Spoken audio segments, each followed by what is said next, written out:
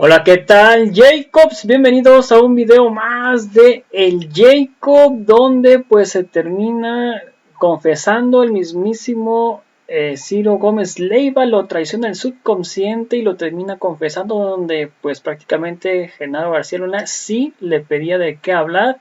Termina enfureciendo el mismísimo Ciro Gómez Leiva, ya que dice que lo llamó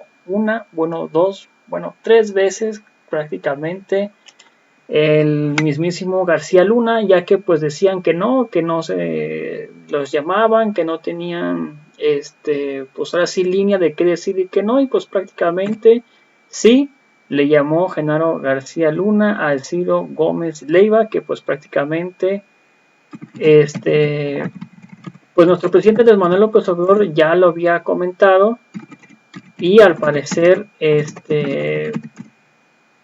y pues ellos negaban, no, y ándale, hasta que de plano no aguantó y terminó confesando que sí. Así que pues bueno, amigos, no sé ustedes qué opinan al respecto de esto, así que sin más preámbulo, veamos de qué se trata y cómo estuvo, y ahorita comentamos, ya que pues terminó enfureciendo y se prendió el cerro ahí en la mesa con el mismísimo Ciro Gómez Leiva. Así que pues bueno, veamos de qué se trata y ahorita comentamos por qué no, ya que pues básicamente no pensaba terminar diciendo esto, pero al parecer sí pasó. Hay una investigación de Contralínea que es muy interesante y muy exhaustiva, que vale la pena revisar. Sugiero al auditorio que la busque, sobre el esquema de operación de García Luna y su vinculación con muchas empresas. Y luego, lo que yo insisto, es la pregunta que se hacía Diego Fernández de Ceballos hace un tiempo sobre Felipe Calderón. Si no se dio cuenta, era un inepto. Si se dio cuenta, pues tiene que responder. ¿Eso dijo Diego? Lo dijo con palabras más duras.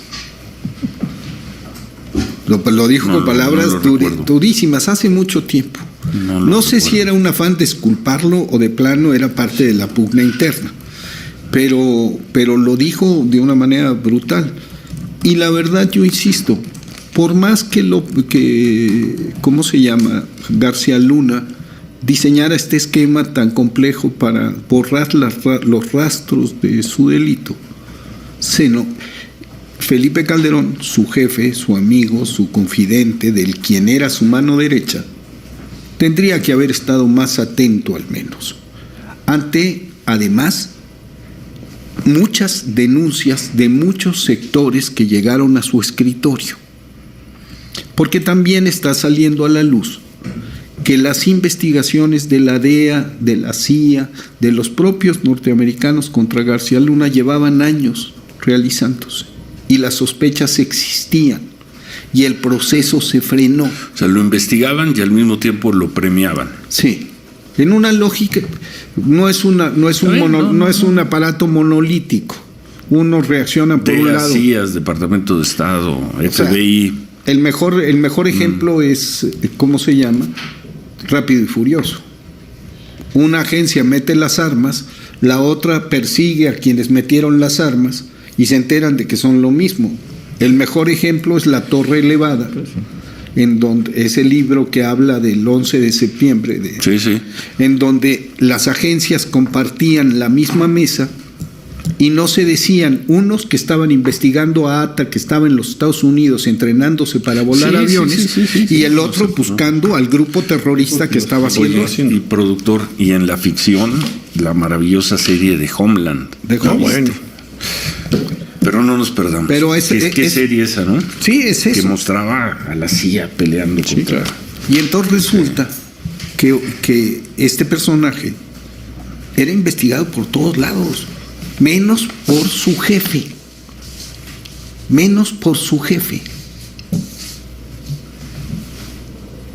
Eso es muy grave. Lo veremos. Eso es muy grave. Los controles de confianza empiezan. O sea, una cosa es que te falle cualquier personaje y otra cosa es que te falle tu estratega, tu mano derecha, el secretario de seguridad, en la que es tu política principal. Pero el estratega no era el secretario de Defensa, no era la Secretaría de Defensa, no era el Estado Mayor de la Defensa, no era la guerra del ejército contra los criminales. No, eso era lo operativo. Había además la presunción. Pregunto había... de la estrategia, del diseño de la estrategia. No eran los generales Galván y Sainés. Eran los operadores. Ellos desplegaban los efectivos. Ellos desplegaban los efectivos. Reporteando la época eran algo más que operadores. No, sí, pero digamos que conceptualmente... La Marina en Veracruz, Epigmenio, la Marina en Morelos, no eran los operadores. El ejército en Guerrero, en Michoacán, en la comarca lagunera, no eran operadores. Peor todavía, eran los ejecutores. No estoy porque seguro. La fuerza desplegada, esa era la fuerza. La inteligencia se desplegaba en Washington, la manejaba García Luna, la distribuía, pero el concepto de la guerra contra el narco nace, entre otras cosas, de... Pero tú que has trabajado el tema, ¿ves a García Luna imponiéndole decisiones a la Marina en el 2008? En el 2009, híjoles, yo lo que recuerdo, tendremos que revisar crónicas, trabajos, lo que hacíamos en la televisión, pláticas, entrevistas públicas, yo dudo mucho, lo dudo, no lo sé, no tengo la información. Te pongo un dato. Sí. No hay una sola foto del secretario de Marina o el secretario de Defensa en aquel entonces con Obama o con Hillary Clinton. Es otra cosa. O sea, el vínculo esencial con los Estados Unidos. La política de la guerra contra la droga impuesta por Calderón es una política que viene de los Estados Unidos. El intérprete esencial de esa política, el contacto de más alto nivel de ese gobierno con los Estados Unidos era Genaro García Luna. Esa respuesta la tiene en alguna medida el actual secretario de Defensa, el actual secretario de la Marina. ¿Sí? Activos los dos y conocían cómo se tomaban las decisiones en aquel entonces, ¿no? Pero bueno, digamos, difícil de probar. Regresando al juicio. Vamos a ver qué sigue, porque se aceleran unos y se aceleran otros, y esto apenas empieza. Y es el gobierno de los Estados Unidos tratando de probar un caso que es emblemático en muchos sentidos, porque sentado en el banquillo de los acusados está el propio gobierno de los Estados Unidos. Porque ese hombre... ¿Así lo verán ellos? Yo creo que en Washington hay mucha gente que lo ve así. Ese hombre, la propia Hillary Clinton, o sea, lo distinguieron, lo cuidaron, lo catapultaron, lo usaron y ahora lo están juzgando, se están juzgando a sí mismos. Vamos a ver si porque el que es traicionado también tiene una cuota de culpa. O sea, aquí los Estados Unidos están hablando de un crimen de García Luna, pero no están hablando de otros muchos, de la falla de confianza. ¿Qué pasaría si, por ejemplo, el defensor cita a Hillary Clinton a hablar? Sería bueno. A ver. ¿Está bien? ¿Qué diría Hillary Clinton? Hillary Clinton, a mí me pusieron con este señor porque la DEA y porque las agencias, y entonces verías cómo funciona esto. Y el jefe de la DEA en aquel entonces tendría que hablar. Yo vuelvo siempre a aquel acuerdo que hicieron los hermanos Foster Dulles con Eisenhower en el pórtico de la Casa Blanca, de donde surge una directriz ejecutiva de la CIA, en donde nace la negación plausible. Yo no me entero. Haz lo que tengas que hacer. Y la instrucción ejecutiva de la CIA dice que la Dirección de Operaciones Encubiertas ha de estar preparada para hacer cosas repugnantes. Repugnant things. Eso dice textualmente el texto. Está en el libro de Tim Biner. Legado de cenizas, que es la historia mejor documentada de la CIA. Entonces, en Estados Unidos, las agencias suelen hacer cosas repugnantes, secretas hasta que no lo son. García Luna es su criatura. García Luna es hechura del régimen neoliberal y hechura de los norteamericanos. Bueno, pues hacemos una pausa. Hablábamos ahorita en el corte de un asunto que me parece que es nodal. ¿Qué pasó con muchos de los asuntos en los que se involucra García Luna? Tienen que ver con la seguridad nacional.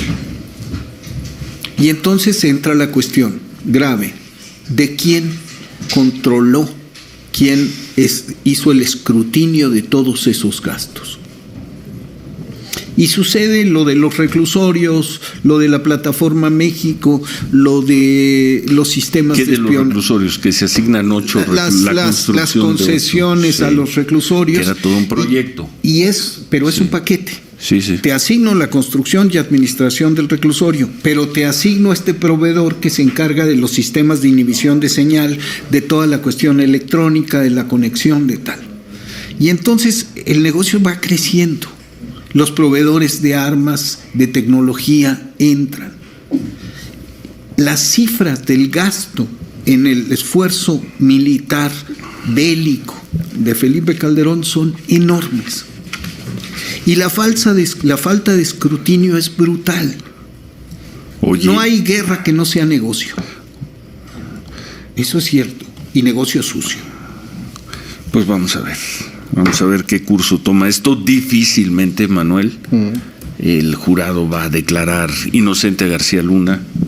Digamos, el destino manifiesto, a menos de que ocurriera algo verdaderamente extraordinario en estas 6, 7 semanas, pues el destino manifiesto de Genaro García Luna será la cárcel.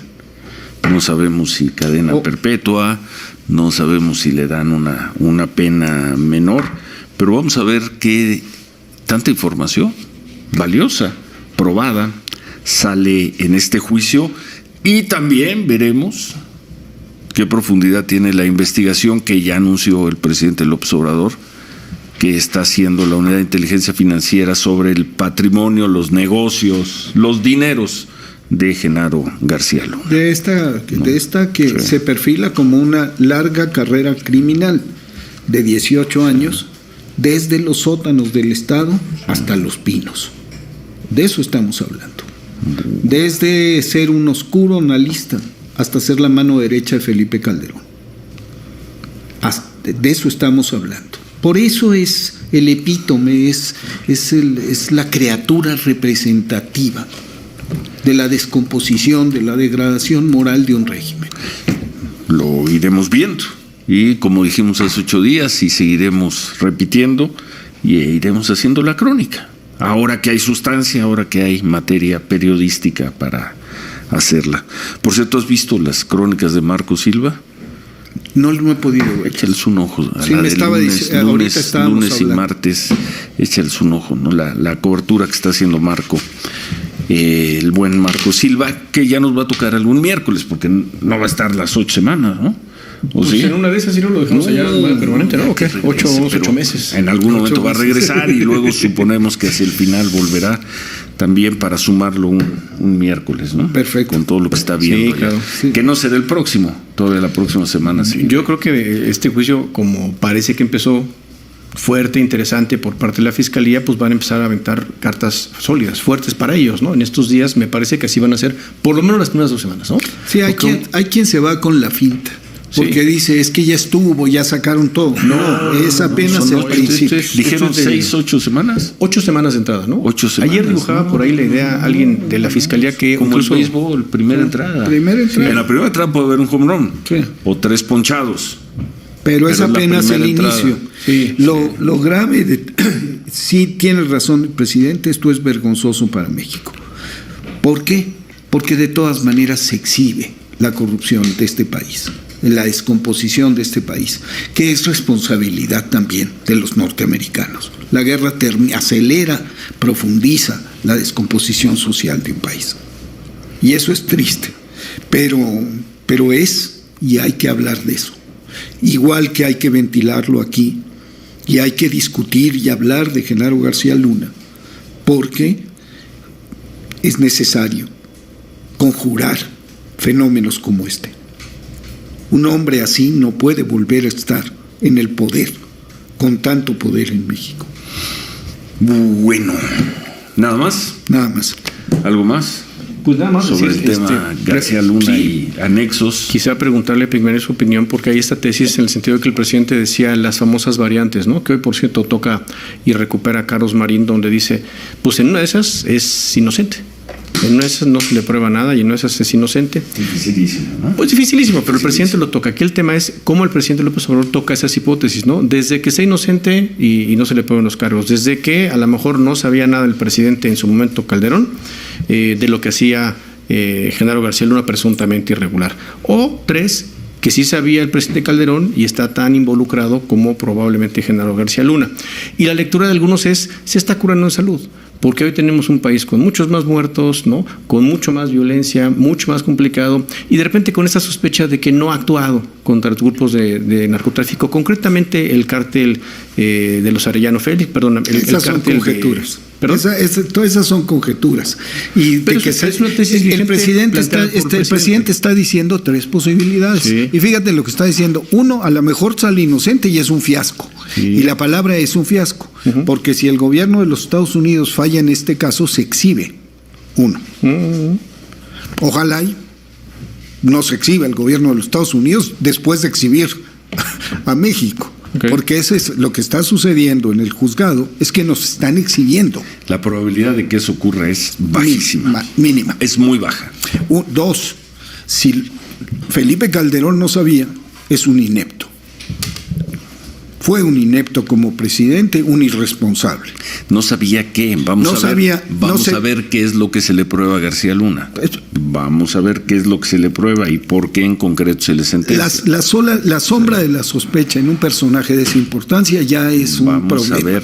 El hecho de que por qué se le sentencia, claro, y qué dice la sentencia. Pero que las agencias que lo consintieron y lo crearon lo estén juzgando es algo severo. Y luego vamos a ver si no sabía y es ineptitud, o si sí sabía y es un proyecto político. Y yo lo que sostengo es que hay un proyecto político. Y lo que digo es que a García Luna le preocupaba menos el dinero que el poder. Porque su comportamiento casa con eso. Tejió una red para tener el poder, para mantenerse, para prevalecer. Se fue a Miami y siguió teniendo un pie en México y enorme influencia en México, en asuntos clave de seguridad, hasta ahora. Porque en el gobierno de Peña Nieto, y ahí habrá que profundizar y ver los contratos cuando salgan y todo eso, tuvo contratos por, dicen, $360 millones. Y habrá que ver cuántas empresas proporcionaron servicios, Pegasus y otros sistemas, al gobierno de Enrique Peña Nieto, y en el fondo eran empresas controladas o de las que era partícipe Genaro García Luna. Bueno. Yo sostengo que hay proyecto político. No, de acuerdo. Y que Felipe Calderón está vinculado a este proyecto político. No sé en qué nivel y tocará discutirlo, pero el señor está callado como momia. Pues nadie le ha preguntado nada, ¿no? Legalmente nadie le ha preguntado nada. ¿Qué tendría que hacer? Hace mucho que está... Sí se le ha preguntado y calla. No, legalmente nadie le ha preguntado nada. Está en España muy tranquilo. Pero el tema es cómo se temporaliza a partir de lo que dice el presidente hoy, por si se ofrece en un futuro. Esa es la lectura que se le está dando, por eso le tocaba el tema. Sí, no, pero la realidad es que el presidente lo que está diciendo es hay 3 posibilidades, que son las 3 que hay. Ciro acaba de decir una cosa que me parece a mí muy clara, es muy difícil. Es difícil. La probabilidad es muy baja. Sí. Puede haber un asunto que el presidente no señaló, es una cuarta variable. García Luna acuerda con el gobierno de los Estados Unidos y se vuelve testigo probabilidad, claro. ¿Hasta dónde llega su cooperación? ¿A quién alcanza? Eso lo veremos. De un hombre que tejió complicidades en los medios, con periodistas, con políticos, de una manera brutal porque tenía... Sí, y sería bien interesante que dijera con qué periodistas. Claro. Porque el presidente López Obrador miente y dice, porque ahí estaba Ciro desayunando con él, lo cual es una mentira. Yo vi 2 veces en su gestión a García Luna, 2 veces, una de ellas solicitada por mí para que nos diera información. Entonces sería bien interesante también. Bueno. Y que dijeran los participación económica que tenía en los medios, ¿con qué medios? ¿Con qué empresarios? ¿Y cómo era? ¿Tenía propiedad? Hay que leer Contralínea. Sí. Hay que leer Contralínea. Y hay que trabajar en los medios, y hay que haber trabajado en los medios en esos años para decir, complicidad, complicidad, y luego se extendió al gobierno de Peña Nieto. Entonces, ¿no? La guerra de Felipe Calderón no hubiera sido posible sin el andamiaje mediático que la cubrió. Un andamiaje mediático que en era despiadado contra lo que pasaba. Un andamiaje mediático que, pero mayoritariamente. Te voy a contar una anécdota y creo que la puedo. No es una anécdota, un hecho que una sola vez, para ver lo que son los medios de comunicación, porque luego es muy sencillo, llega a Palacio Nacional el presidente y los medios vendidos y se iban a desayunar con García y miente. Por cierto, él sí me invitaba a desayunar, cuando era jefe del departamento. Bueno, está bien que aclares que no desayunabas con García Luna. Ya lo he dicho varias veces. Había otros que no solamente desayunaban con él, sino que se prestaban para montajes. Una llamada de Genaro García Luna. Perdón por la imprecisión, sería muy fácil de tomar la fecha.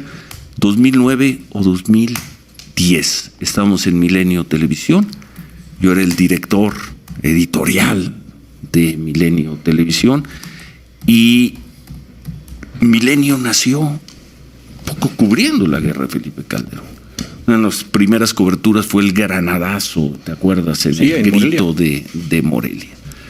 Y las crónicas eran brutales y enfurecían al gobierno que tanto apoyábamos de Felipe Calderón. Sí, una sola vez, 2 veces. Una nos habló cuando secuestraron y encontraron a nuestro compañero, pero por cobertura, una vez me habló personalmente Genaro García Luna. Eran las 7 de la noche, la familia michoacana, los caballeros templarios, habían matado a 12 policías federales, entre ellos una mujer, y los pusieron uno encima de otro en la entrada, una de las entradas de la Huacana, Michoacán. Y como hacíamos nosotros, a lo mejor de manera irresponsable, poco sensible, teníamos un sistema de noticieros y la información la obtuvimos a las 1 de la tarde y la pasamos en el noticiero de la 1:30 y en el de las 2, y en el de las 2:30 y en el de las 3, 3:30. Por ahí de las 6:30 de la tarde, 7, me habló por única ocasión el secretario de Seguridad Pública para decirme, oye, con todo el respeto a tu trabajo, estoy con los familiares de los compañeros policías federales que murieron. ¿Sería posible que ya no estuvieran pasando esa imagen? Y yo le dije, híjoles, Genaro, tomo en cuenta tu comentario. Única vez que me habló Genaro García Luna. Única vez. No, está bien. Y que alguien, por favor, con esa autoridad con la que hablan en Palacio Nacional, que saben todo lo que pasó y conocen todo, que me diga en qué otra. No le cambio. Estoy hablando de mi caso. Única vez que dirigíamos el sistema de noticias, que en ese año cubría exhaustivamente el tema, no de la guerra Calderón, de la violencia brutal que se estaba viviendo en México, y yo nunca le pedí a un conductor o a un reportero, oye, haz un reportaje para que se vea un policía federal cómo está ayudando a una viejita a la que acaba de rescatar. Nunca. Otros sí lo hicieron. Bueno, no sé otros, pero el presidente duro y dale mintiendo, y invitaba a Carlos Marín y a Ciro Gómez Leiva a desayunar. La verdad, Ciro. Perdón que me sulfure. Es el puro recuerdo. Pero es el puro recuerdo, va. Tampoco se habló con claridad del fraude electoral y tú lo sigues negando. Tú lo sigues negando. Lo hablamos con y van concatenados. Es que no hubo fraude electoral. Bueno, eso es lo que tú sostienes. Es un invento, es una mentira. No es una mentira. De Andrés Manuel López Obrador y de sus seguidores. Es una mentira. Y enfurecen porque nosotros no dijimos, claro, hubo un fraude electoral. El fraude electoral es una realidad. Todos, en esta misma silla, el fraude electoral estuvo Claudia Sheinbaum, Ortiz Pinchetti, estuvieron todos aquí en el 2006, en el 2007, exponiendo todo lo que quisieron decir del fraude electoral. Y perdón, si a un tema le dedicamos saliva, tinta, medios, fue al del supuesto fraude electoral. Con una consecuencia final, avalar la usurpación. No hubo ninguna usurpación, perdieron las elecciones, nos tenemos que ir rápido. Bueno, ahí la dejamos. Gracias, Epigmenio. 8:56, volvemos. Y tocará. Bueno, pues ahí está el mismísimo Ciro Gómez Leiva, donde dice que sí, le llamó prácticamente a las 6:30, 7 de la noche al mismísimo Ciro Gómez Leiva para censurarlo, decirle ya no estés pasando esas imágenes de los noticieros, que estaba prácticamente el apogeo de lo que había en las balaceras donde estaba Felipe Calderón alias el Borolas, y pues prácticamente esto nos da a decir que sí, prácticamente censuraban a los medios. Yo me imagino que como describen a García Luna, que era un sanguinario, pues los amenazaban, no me vuelvas a pasar eso, si no ahí te las vas a ver, me imagino, o si no, que es lo más seguro y lo más viable, que le callaban el hocico, pum, a billetazos, pum, billetazos tras billetazos y tras billetazos y tras billetazos. Y me imagino que los mismos medios de comunicación, para querer más dinero, y como había muchísima información acerca del borolismo en su narcoguerra tonta, pues empezaban a sacar, ¿sabes qué ocupó más dinero? Ahora sí, empiézale prácticamente a meterle información de lo que está pasando, y meten información, y me imagino que también chantajeaban los medios de comunicación al borolismo, ¿no? Porque, sí, pues a ver, te voy a sacar estas imágenes para que sueltes el billullo, y pum, soltaban las imágenes, reportajes, y toma, no estás poniendo eso, ahí te va el dinero, y que no sé qué estás. Igual otra vez, ya como que pasaba tiempo, no, pues es que como había tanta información, a ver, si no me das más dinero, porque pues ya ves que entre más tienen, más quieren, pues lo volvían a pasar, y le volvían a dar dinero a las televisoras para que ya dejaran de hablar y se tranquilizaran las aguas. Pero me imagino que sí hacerlo, han chantajeado Televisa, TV Azteca y TV Imagen, bueno, en ese caso no, pero Milenio, con un mundo de dinero los han de haber chantajeado prácticamente al borolismo, porque había tanta violencia y tantos disparos, tantos masacres en todos lados, que era muy fácil para los medios de comunicación chantajeros, y pues así me imagino que así fue. No me imagino cuánta fortuna de tener Ciro Gómez Leiva, cuánta fortuna de tener López Dóriga, Loretito y cosas así, por todo el dinero que les dan, y todo el dinero que manejaban era algo absurdo. Pues imagínense, para haber juntado una fortuna de 700 millones de pesos, de dólares en 6 años, 700 millones de dólares, o sea, 14,000 millones de pesos en 6 años, 14,000 millones de pesos, es algo completamente irrazonable, ¿no? O sea, ¿quién demonios va a hacer tanta cantidad? Y luego estando en un puesto público. Entonces, pues no sé ustedes qué opinan respecto de esto. ¿Ustedes quieren la razón al Ciro Gómez Leiva o se la dan al mismísimo Epigmenio Ibarra? Si me puede regalar un like en la página de Facebook, una suscripción en la de YouTube, un like en los videos tanto como en Facebook como en YouTube, que les comenten y les compartas para que muchas más personas vean, sería completamente fantástico. A toda la audiencia, gracias por ver el video, los invito a ver nuestro siguiente video. Hasta la próxima, bye, suscríbanse al video, comentar, compartir y difundir para que muchas más personas nos vean. Hasta la próxima.